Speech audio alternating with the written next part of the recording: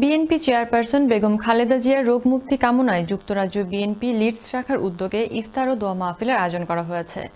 আমাদের Yorkshire bureau chief MG কিবরিয়াকে সাথে নিয়ে রিপোর্ট করছেন নূরে আলম রব্বানী। বাংলাদেশ জাতীয়তাবাদী দল বিএনপি যুক্তরাজ্য লিডস শাখার উদ্যোগে লিডস শহরের স্থানীয় একটি কমিউনিটি হলে আয়োজিত হয় এক ইফতার ও দোয়া মাহফিল। যুক্তরাজ্যের বিভিন্ন শহরে বসবাসরত বিএনপি নেতাকর্মী ও কমিউনিটি নেতৃবৃন্দরা ইফতার মাহফিলে যোগদান করেন।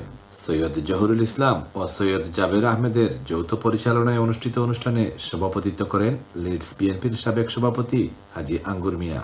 প্রধান অতিথি হিসাবে উপস্থিত ছিলেন সাবেক প্রধানমন্ত্রী ও বিএনপির চেয়ারপারসন বেগম খালেদা জিয়ার উপদেষ্টা ও যুক্তরাজ্য বিএনপির সভাপতি এম এ মালেক। প্রধান বক্তা হিসেবে উপস্থিত ছিলেন কেন্দ্রীয় বিএনপির নির্বাহী কমিটির সদস্য ও যুক্তরাজ্য বিএনপির সাধারণ সম্পাদক কয়সর এম আহমেদ।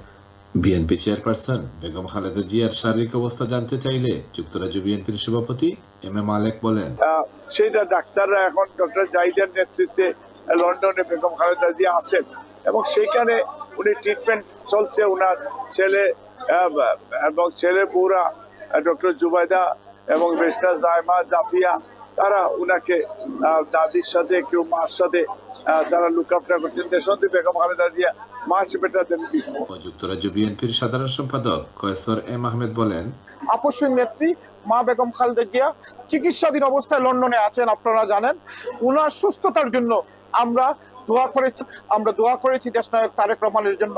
আমি বিশ্বাস করি এই যে ডিসেম্বরে যে নির্বাচনে অন্তর্বর্তীকালীন সরকার ঘোষণা দিয়েছে এই সময়ের মধ্যে নির্বাচন দিবে, একটি গণতান্ত্রিক সরকার হবে। বক্তারা ভারপ্রাপ্ত চেয়ারম্যান তারেক রহমানের দেয়া 31 দফার বাস্তবায়ন ও দ্রুত একটি নির্বাচন দিয়ে বাংলাদেশের গণতন্ত্রকে সচল রাখার আহ্বান জানান।